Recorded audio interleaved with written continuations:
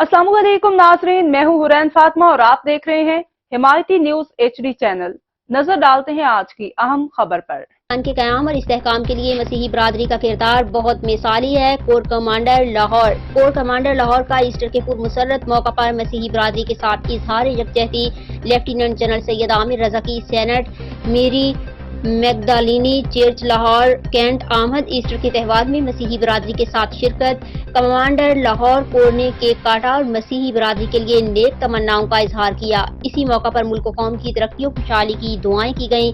Core commander ने क़याम पाकिस्तान और इस्तेहकाम पाकिस्तान के लिए मसीही बरादरी के किरदार को सराहा।